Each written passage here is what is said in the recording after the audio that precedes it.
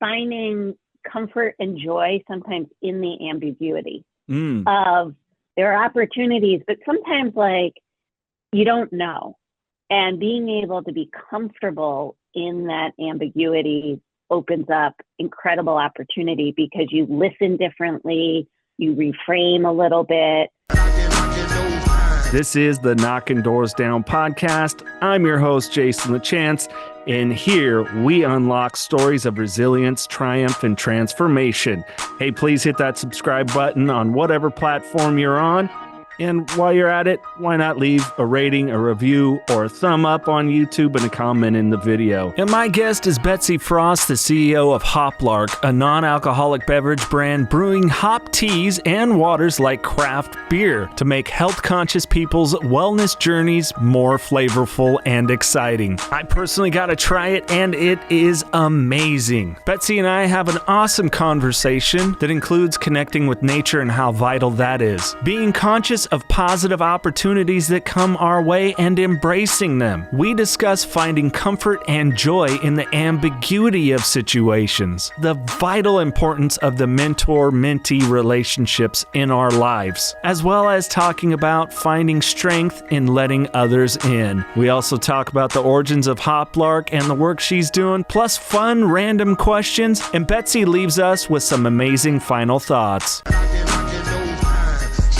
Betsy Frost, the CEO of Hoplark, thank you for joining me on Knocking Doors Down. Thank you for having me. Oh, it's my pleasure. And as a matter of fact, I'm gonna crack open. I got the sparkling hop tea, calm one with chamomile, and some mornings I got a little anxiety. We're recording in the afternoon here, but hey, it's this is delicious. So I'm gonna enjoy this.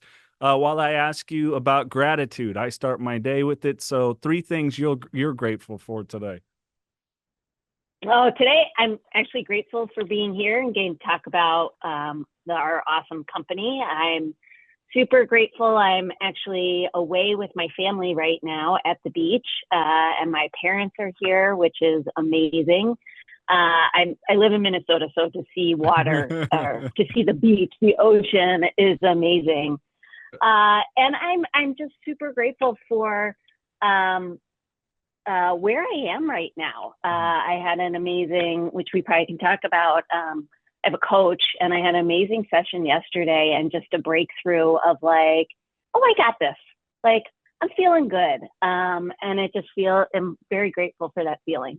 Oh, that is a wonderful, wonderful feeling. And when you can work with others, or even in a mentor-mentee relationship, but I'm with you on the beach. I grew up near it in Monterey, California, and I'll tell you, the beach is much nicer than the waters of Lake Minnetonka. So, you know. Yeah, absolutely. I mean, I grew up in the East Coast, and I live in the middle of the country now. Our company is based out of Boulder. So I'm grateful that I get to like go see mountains for sure. There's like something that's remarkable about mountains, but there's something about the beach for me that like cannot be compared. Yeah. Well, and it's that importance of connection with nature, Betsy, I know your story different than mine, obviously, me in recovery, but that nature component, I think, is so vital that so many people are missing. I mean, I don't know about you. I got teenagers, and I got one like, hey, let's go for a walk. Just go barefoot on our grass or something. It's like, geez, Dad. Yeah, totally. I mean, I didn't really grow up a lot in nature. I mean, I grew up like playing sports and being outside a lot, but in college, I was actually a geology major and had to go spend 3 months out in the desert, like mapping rocks, and like literally just like lived in the wilderness for 3 months. And there was just something that like clicked for me about being outside. And oddly, I don't really raise my child that way. We like to call my husband the great indoorsman, which is hilarious. But we actually sent our kid I have a 7-year-old, she goes to like an outdoor focused elementary school, and just how you learn outside, how you see things, how you just like are able to, connect with yourself, but also feel something different in the world. I mean, I definitely feel that in Colorado. Everyone in our company isn't like chose Colorado because they live outside.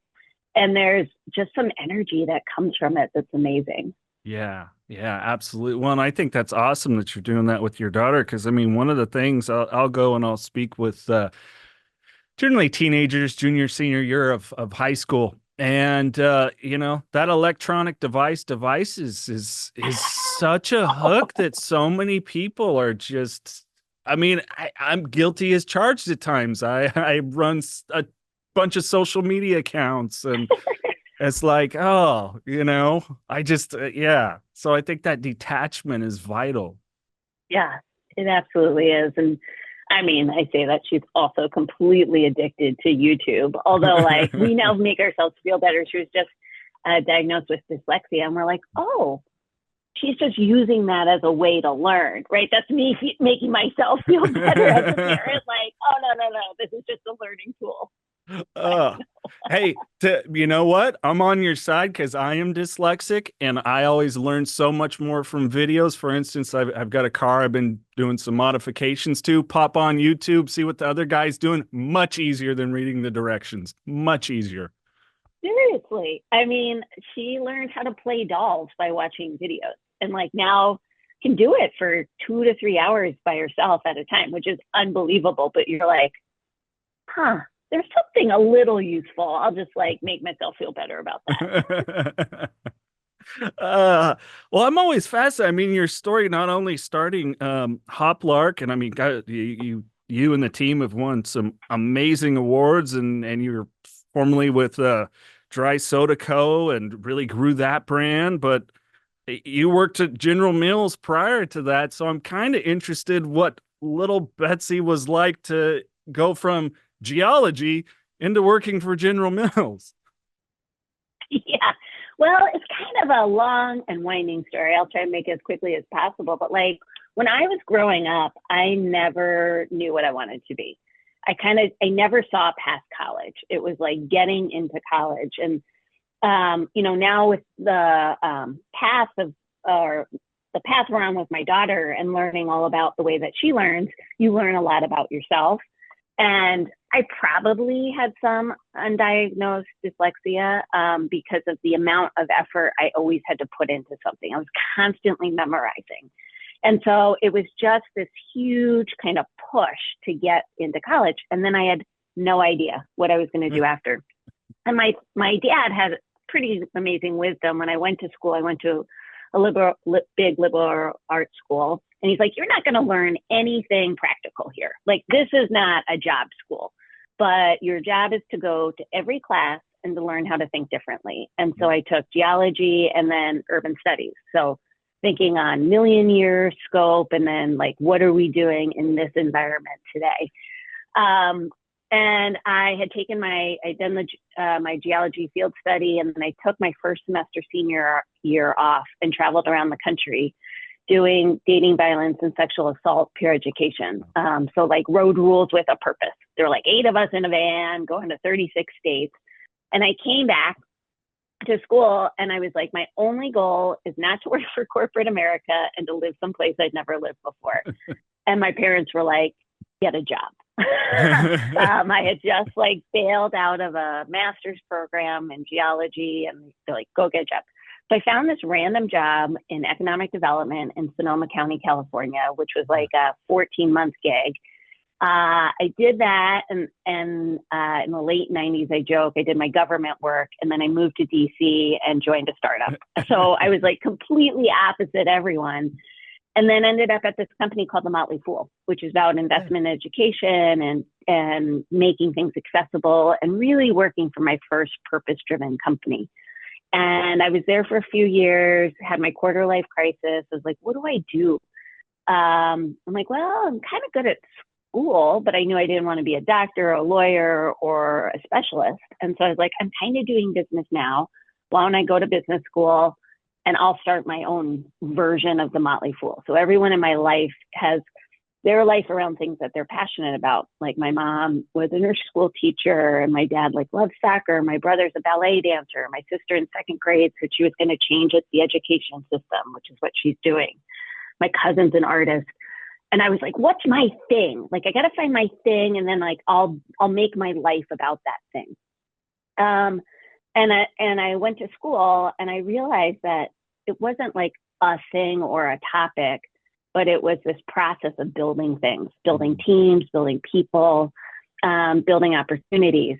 And so what do? I go to a big company, which is like totally the opposite. But someone was like, go get a big name on your resume. This is one time you can do it, and then you can always take that forward and go small. And so I went to Mills with the expectation that I would be there for 2 years. It was like a postdoc. Anyone can do that.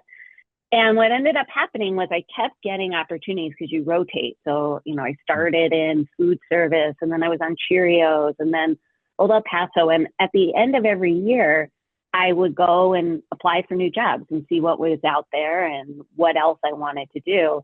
And I kept getting opportunities to grow inside Mills, and do things that I couldn't find elsewhere. Like I got to start a new products incubator, and how does a big company become disruptive? And the answer is like, you should acquire those companies. But that let me create a mentorship program between marketers and our R&D folks and entrepreneurs. And through that, I started mentoring a lot of entrepreneurs. And I had kind of a portfolio of advisory companies on the side. My husband was starting his company. So I was like itching my entrepreneurial, or scratching my entrepreneurial itch through all of these other people, and then eventually left to do that on my own. And during that time, when I was at Mills, I had met this woman, Sherelle Klaus, who ran or started Dry Soda. We met at a women's forum and became close friends. And she had been trying to get me to come work with her at Dry for, 8-ish years. And when I left Mills, she was like, okay, let's work together. And I was like, that sounds like a terrible idea. But we, did a consulting gig, and it was super fun, and got to jump into a business that actually was in the sober curious space way before it was a space. Right. She started Dry when it was 2005, when the space was about, recovery and pregnancy, and had ridden a number of waves. And through that time, kind of let consumers define what the product was. And when I joined in 2018, sober curiosity was hitting the US, and all these new product categories were coming out. And, the challenge was, how do you reinvent the OG brand to now be relevant amidst all of this innovation? And so we did a ton of fun stuff. We wrote the guide for zero proof cocktails. We, launched a bunch of innovation that gave us things to talk about in the marketplace and really put her front and center as one of the OGs, and then worked to partner with brands around. And when I left there, I was like, cool. Where you are now may not be where you came from. The choices you make today may spiral out of control or spin you in the right direction. Discover a riveting, true story of how Carlos Vieira nearly destroyed his life and lived to tell about it. Stand up, stand firm, believe, make it happen, and live through the madness. Knocking doors down along the way. And don't miss others telling their powerful stories on our podcast. Visit kddmediacompany.com. I'm never doing beverage again. It is a bananas industry. Yes. So competitive. It is cutthroat. It's ruthless. They're hard businesses to run. Fighting for shelf space and every other. Oh yeah, that's it's nonstop, right? And so, and then Hoplark came to me, and I knew of Hoplark because of Dry. And there was, Dean Eberhardt started it in 2019. He stopped drinking while he was doing Whole30. He moved from Chicago out to Boulder, being out in nature, literally walking through the fields, which is why it's named Hoplark, because he was constantly hearing the larks sing. But he had done something remarkable. Is when he wasn't drinking, he didn't miss beer, but he missed the complexity and the aroma of hops. Mm-hmm. And was like, why does beer get to hold this ingredient hostage? And reinvented how brewing has been done for thousands of years to isolate that delicacy of this amazing plant. And what's remarkable to me about it is in beverage, which is completely filled with like flavors and extracts and sweeteners, having been in food for so long, food's been growing from simple ingredients from the last 30 years, but there's nothing like that in beverage outside of alcohol. Yep. And what Hoplark has done is create these remarkably bold tasting flavors with just 3 to 4 real clean ingredients. I mean, it's literally just the plants brewed. And, giving you this really fun, interesting experience. Like you're having Tom right now. Every time I open one during the day, there's like a little bit of joy. You're like, oh, that's interesting, right? It makes you pause and kind of think about the day. Always 0 calories, 0 sugar, 0 carbs, 0 alcohol. And it's like, it's not just taking something away or replacing it. It feels like you're adding something positive Absolutely. to your world. So that's how I ended here. I mean, it is a long story of just like, I mentioned my coach, we were talking about it yesterday, of a willingness when a door opens that you don't expect to say, yeah, sure, I'll take a peek in there and see what it can look like.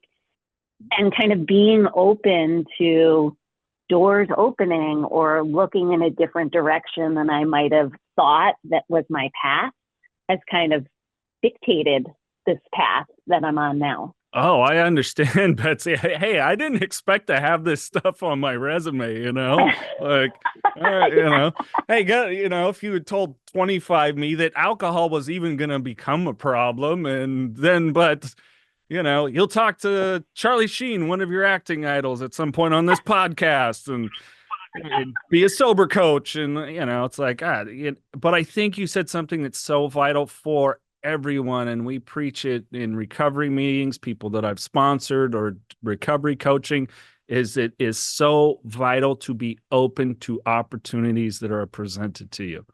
It's so important in life to be conscious of that. Like, I, as someone that lived subconsciously for near a darn decade, when you have these things, these are important to seize opportunities or step into a little bit and look around and go, yeah, okay, I don't think that's going to be it. And there's going to be something else over here. Yeah. The other part of that is like finding comfort and joy sometimes in the ambiguity of, there are opportunities, but sometimes like you don't know.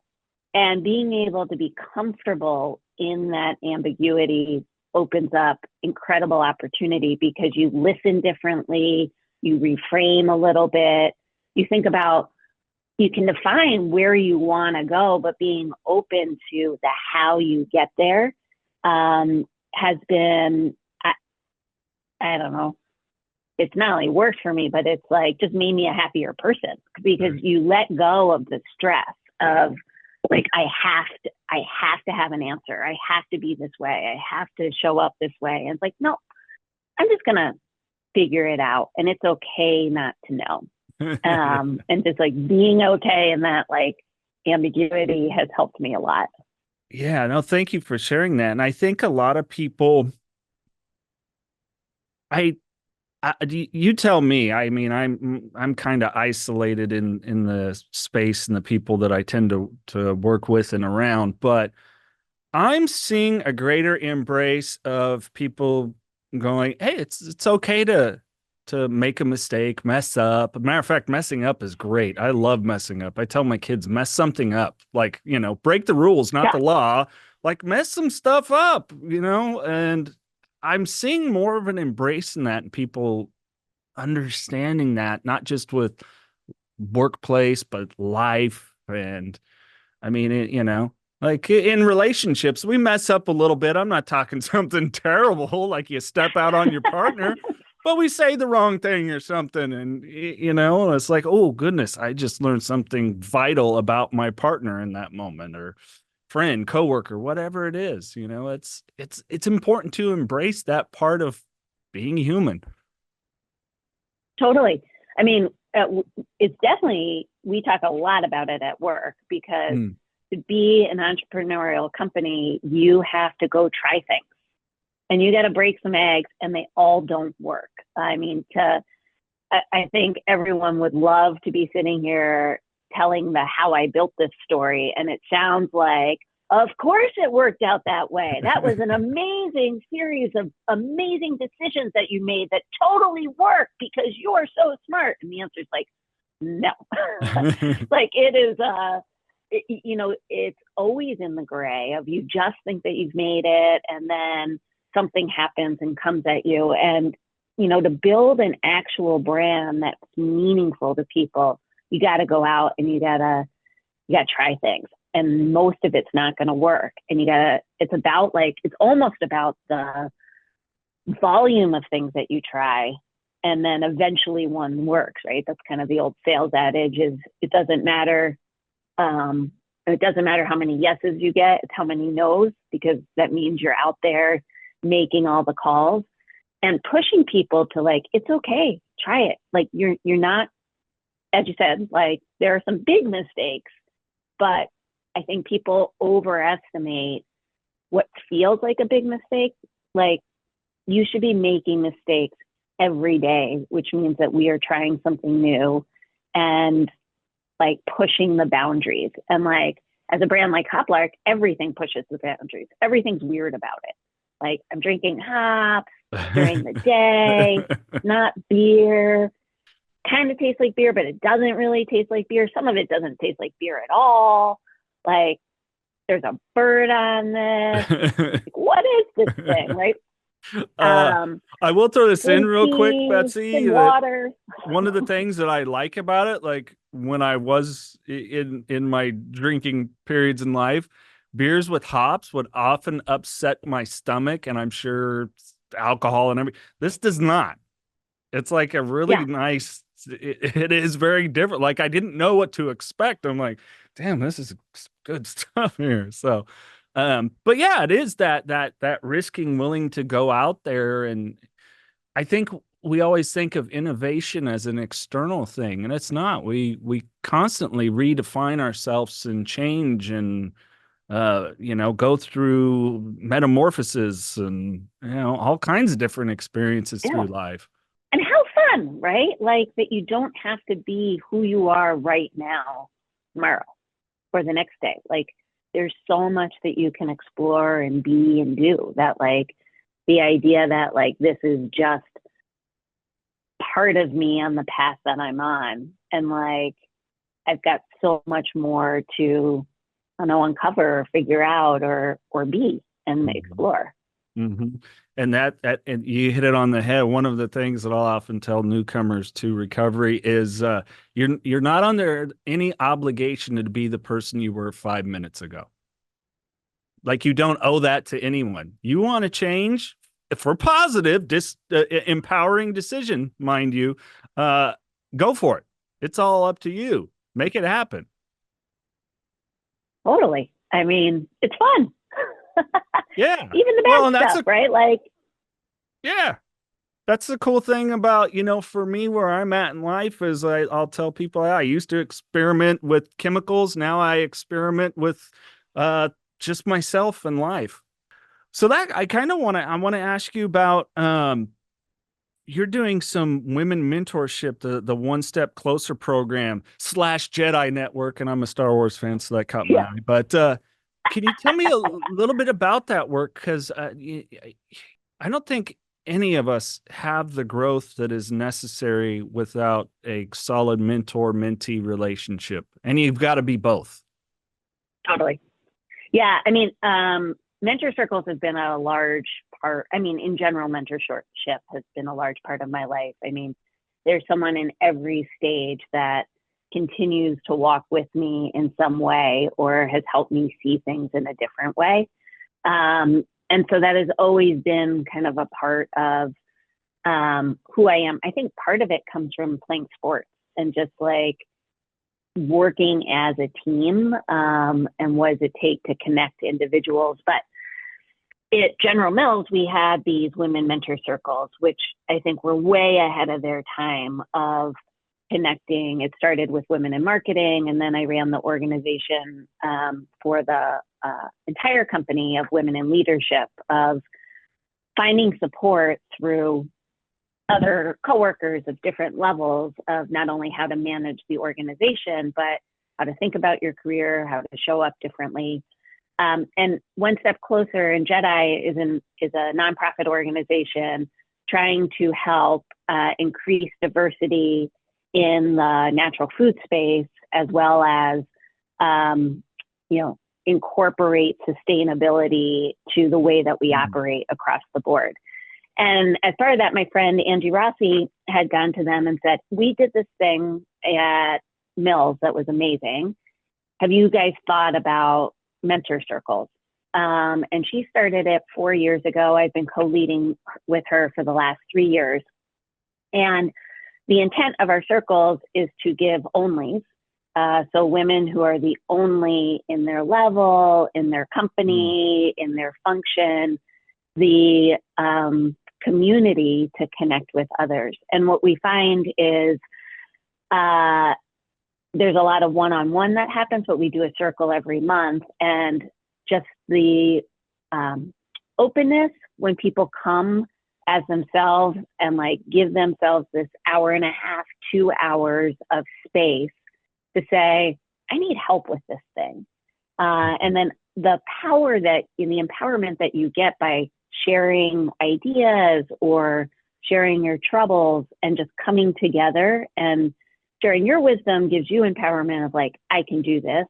Seeing that everyone else is actually working on the same thing says, oh, well, maybe an imposter syndrome is ridiculous. Everyone in this room feels like they have imposter syndrome. Like, well, then maybe it shouldn't be a thing, right? And we stay together through the year. And it's been a remarkable experience for me. I feel incredibly lucky and honored to have been asked to lead these circles. But we continue to grow them year on year. I mean, I think people are starting to like, you walk out and then you're like, no, you should go do that and share with your friend and bring them in. So we take new applications every January and February. But it's a remarkable experience and really how people develop and grow. Like usually you bring a problem at the beginning of the year of like, here's something I want to develop, whether it's personal or work related. And within the year, I mean, there is every year people change jobs, like amazing things happen in their lives. There's like constant change. And so you really walk away being like, oh, I'm constantly changing.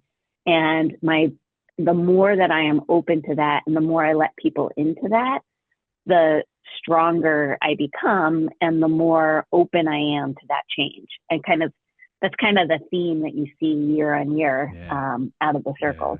Have you dug into the archives of past Knockin' Doors Down podcast episodes? The Knockin' Doors Down podcast archive is available to you for free. Check it out. Here's a snippet from when Charlie Sheen was on the podcast. AA is not the best place for a famous atheist. I kept looking for that fucking chapter. So yeah, but it's not a one size fits all. Sure.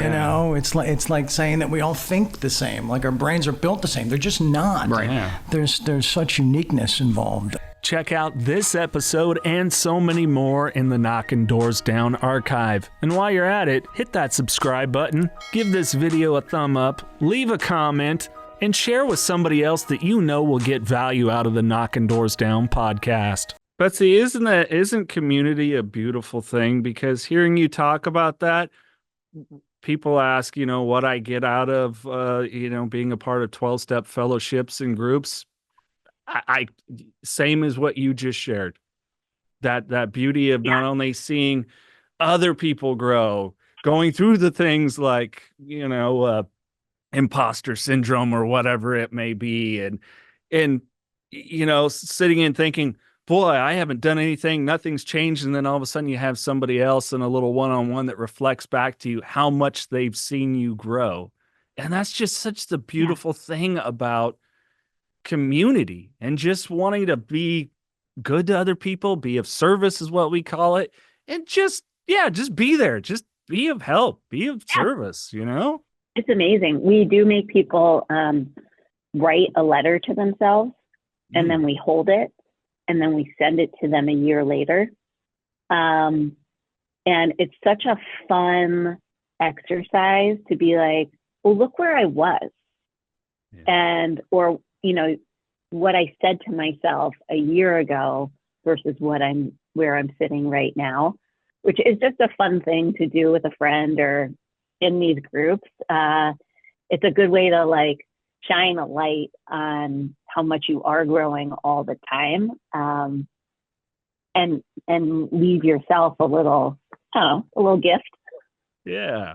Well, do you have any personal takeaways that you might be willing to share, or stuff transformations that you saw personally yourself? Maybe it's not just an outward perspective, but the perspective upon yourself. Yeah, I mean, I think for me, there's been a few major like shifts. Some of them is in this like world of, my life is integrated with business. Like work-life balance is not a thing to me. And I'm okay with that. That's like, I am very much projected of the work that I do. And for me, work-life balance becomes, can I be my true self at work?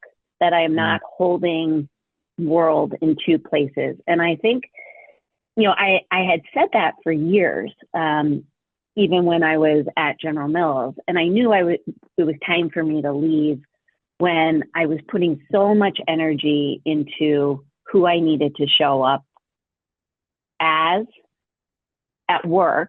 And it felt so different from who I was at home. And this idea of being a truly one integrated person, even though, there are different norms at different places, and, you do have to kind of adapt to be a good person to others and to show up for other people for sure. But this idea of being a single integrated person, and like, you don't have a work life and a home life, it's life. Right. And when you can think about it that way, for me, it has been a release, because it's not like I have work stress and I have home stress. Like, stress is stress, and it can lead over into different things. And being integrated to acknowledge that and come into a meeting and say, hey, I just want you guys to know, like, I've got these 9 things going on at home right now. And so like, if I'm short or feel like I'm not paying attention, it's not you. I'm like trying to put all that aside and be as present as I can right now. I may or may not do it well. And like, the first time I did that, I was like, am I being, I'm oversharing. I'm definitely oversharing. This is like not where we need to be. And then I was like, the meeting went amazing, because no one was reading into what I was doing or reading into how I was acting. So now, like, how to live that integrated life really was a large part that came out of some of my work within the circle. And I have a professional coach, but that's now how I lead. And I try to bring it home too. As I say, I literally work from my home, so it is as integrated as it possibly can be. But it's okay, like, if my kid runs behind me, or I got to get a door, or like, life happens all the time. And to approach it as a integrated person has just been really freeing. And my energy then goes to creating new things, not trying to show up as someone who I'm not. And taking that acceptance was it's also hard to be like, oh, no, this is just who I am. And when you get over saying, like, it feels hard because, like, is this who I want to be? It's like, no, this is who you are. It can change, as we were talking about, but this is who I am, and this is how I'm going to like show up, and this is how I'm going to be at all times. And to take the energy out of trying to be someone else has freed up that energy to do all kinds of like positive creation things, versus that energy was being used like destructively, whether that's stress or worrying or, destructive behaviors. It doesn't really matter, but like letting that go to use it to create versus destroy has been an amazing gift. Yeah, absolutely. Well, and I think that's that importance of being able to have a good level of consciousness about oneself. And I personally, I think that's great that you go in and you can, by going in and letting people in on, hey, these things are going on. I just want to make you guys aware. So maybe if something, goes in one ear, out the other, I have to ask again, please don't take it personal. I think immediately you create a great space with that other person that they're not going to feel devalued. And, I always say, don't take it, don't take things personal. It's hard not to at times, especially when we have good interpersonal relationships at work and we like our coworkers. But I think it really, it's just a wonderful form of communication, because we're going through so many different emotions all the time. And if we can't do a good job of giving someone else like a framework of where we're at, you don't know how to carry the interaction, and then maybe what did I do? And it's an incredibly valuable thing. But I think that just comes to the importance of communication and creating a work environment, because I can tell that if you communicate that way and somebody else does, even as a CEO, you're understanding of that. Now, it's mind you, you're not saying excuses to not do or be there or whatever else it is. It's just, I might lack a little bit here in this space or whatever it is. And I think that's a necessity. I think there's too much of the old show up, shut your mouth, get your job done, and, put on this thing that you're not, I know I can't do it. I can't do it. I mean, I feel like I'm too short not to be passionate about the things that you do. So if you care about it, then you care about showing up and doing the stuff. And if you don't care about it, like I used to hold on to people at all costs. Like, I can help you love this thing, or I can help you develop out of this, or, like, you really need to like do this differently to, be rewarded in this job. And you hit a point where you're like, if it doesn't click and you don't like it, there's a lot of other stuff to do. So like, how can we help you find the thing that you love, so then someone can come in here and do what they love? And if it doesn't click, it doesn't click. Like, let's just go find you the thing that does, which has been a real like interesting metamorphosis for me as a leader. Instead of being like, no, you have to fit in this box, to be like, oh, well, maybe you're playing with the wrong box. Yeah. And like, that is totally fine. And it's helped me find people who really want to be there, who enjoy operating in our company. And if they don't like it, I'm more than happy to go help you find what the next thing is, and how freeing that is for people to then show up as themselves and actually find the thing that clicks. So when they're in the room, they do want to pay attention, and they do want to, contribute and do the best that they can, because they found the thing that fits for them. I think that's an interesting thing, is when you feel like everything is hard, how can you step back and be like, it may not be me, it just might be the wrong fit. No, I agreed. Fit yourself. You just got to change the situation, Yeah. And I had many of those things throughout the years, until I just know now where I'm at in life. A middle-aged man, I have to be in a creative space. I just do. I know who I am. Yeah. I know I'd be miserable if it was put on a suit and tie or khakis and a polo every day, and make sure you're at the office by 8:30 and you're going to take your lunch from noon to 1. I would be effing miserable, Betsy. I could not do it. And I love to be around other creatives, but I also am appreciative now of the people that can do that, and do and like to and want to. Like, there's some amazing stability and there's structure, and it can be an enabler for other things that you want. And I appreciate that too. I don't, it's not me, but I appreciate it. I did it for a while, for a long while.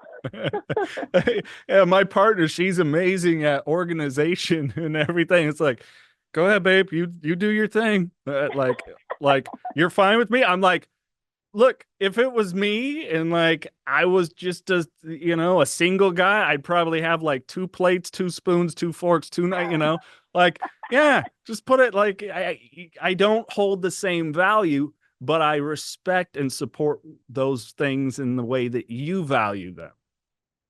Totally. And yeah, and that's a good thing. Sometimes we don't have, not every value matches up. Well, before we jump into fun random questions, I ask you for some final thoughts and words of encouragement. Hoplark, people want to check it out, learn more about it. What's the easiest way? Easiest way is to go to hoplark.com. You can buy it direct from our website. We also have a limited release program every month on our .com platform, which is super fun, like all kinds of random stuff. This month, we're doing an NA breakfast beer. We just did a Hugh Melon. We're about to do a Mexican lager in July. We've done sodas in the past, so unsweetened, 0-calorie sodas just by brewing the ingredients. So a lot of fun stuff in limited release. You can also find us nationwide at Whole Foods and most retailers in the ready-to-drink tea set and sparkling water. And then you can find our Hoplark 0.0, which is our beer styles, hop water beer styles in the NA beer set. Yeah, and they're delicious. I personally, like I said to you, I can enjoy the non-alcoholic beers. It's not a trigger for me.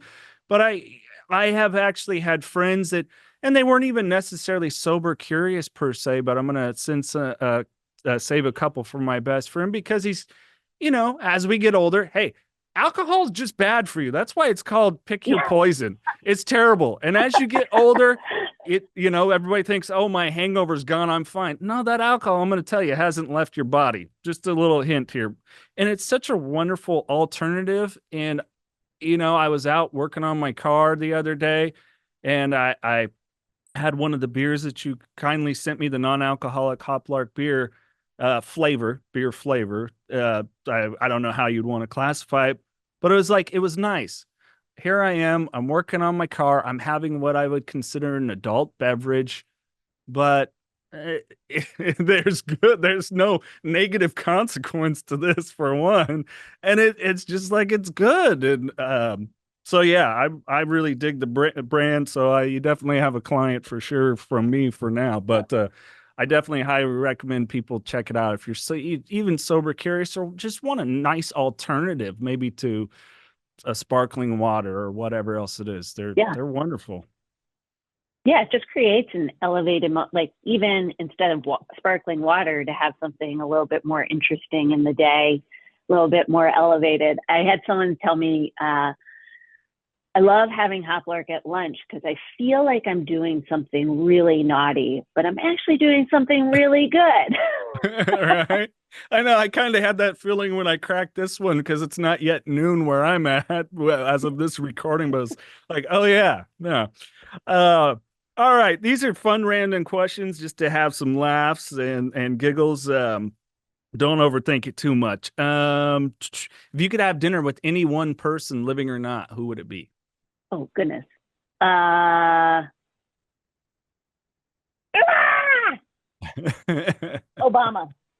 Really? Barack Obama. Yeah. It's because you want to hear him say, Betsy, it's a pleasure to meet you. I do. I mean, I'm just curious on his take on life. He seems like a very introspective but funny human being that has obviously, deep understanding of our world today. And now outside of his political world, how does he see the world around him as an ex-president? Yeah. Just super curious on his take. What do you think your greatest achievement is? What is my greatest achievement? A good question. I think this is stupid. I think it's just kind of being. Like, I feel like I am in a place where I'm not trying to be more than I am, and I'm not judging myself for not being something else or for being who I am. I just feel, I feel really comfortable on the journey. And I don't think there's anything, I mean, you can do big stuff and you can create stuff and you can win stuff, but like, I just feel comfortable. I don't think I've ever heard a better answer. Oh, thanks. That is like I like myself. I love myself. I love the life that I have, the ups and downs, just like that is the being. That is like the most just zen in the moment. Here it is, stoic. Like that is, I don't know. That's a mic drop. I know you don't have a mic, but there you go. Just drop that. All right, we'll do two more random questions. Do you have an interest or hobby that people might be surprised to learn about? For instance, I love to build Legos. Well, I'm not really a hobby person. I'll say that. I tell everyone that my hobby is collecting interesting people. That is what I spend most of my time doing. I do have one. I mean, I play Candy Crush like nobody's business. I'm on level 4,596. I've been playing the same game for 7 years. And then the other new one that I just picked up is I actually draw. I put a drawing in my kids' lunch every day, and so I take 2 hours every week and I hand draw notes for her for the week. Which I'm not a very good artist or drawer, but it's become, for the last 2 years, she just finished first grade. It's become a fun hobby that I never thought I'd get into. Oh, that's beautiful. And you know what? She's never going to forget that. I don't know. I don't even think she reads them anymore. I was like, I'm going to stop doing it. Like, no, come on. Well, I'll tell you a true story. So my grandfather, my dad's dad, he used to always, every time he would visit, bring my brother and I like a new Star Wars figure, or I was into G.I. Joe as a kid. And unfortunately, him and my dad had falling out for a few years, and that hurt. And it wasn't the not getting the thing. It was the understanding that my grandfather took the time to go to the store, paid attention to make sure he didn't buy the same thing, and would come, I mean, once a week or so, at least. And it was just like, wow. Yeah. And I didn't, that's cool. Like, yeah, the longer I've been sober, I'm getting more memories back. Like a child, like, oh my God, that really crushed me. And, and I remember asking, where's grandpa? And nobody would answer me. It's like, oh, come on. I'm going to write a book someday. Well, this has been an absolute pleasure. I'm glad that we were able to connect and really appreciate all the insight. We'll have to do it again in some capacity, even if it's not on here at some point. Amazing. I really appreciate it. It's been a super fun time, and I appreciate the time to share a little bit about Hoplark, chat with you. It's just been a blast. Yeah.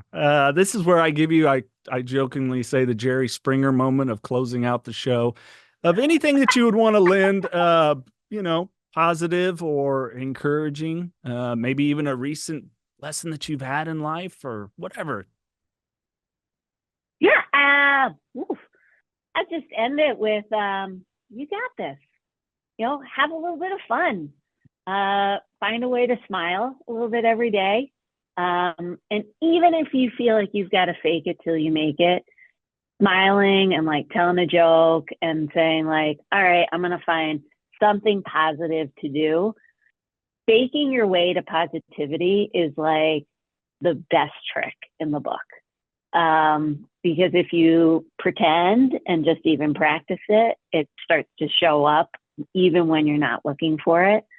And so just, smile at somebody else.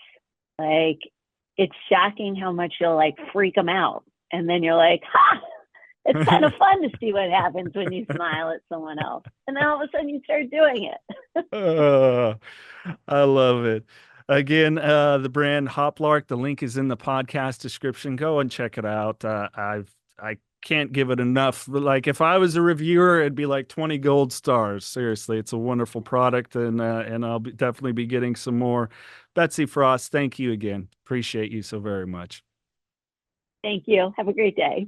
You too. And on that note, remember, no outside solutions to inside problems, and keep knocking doors down.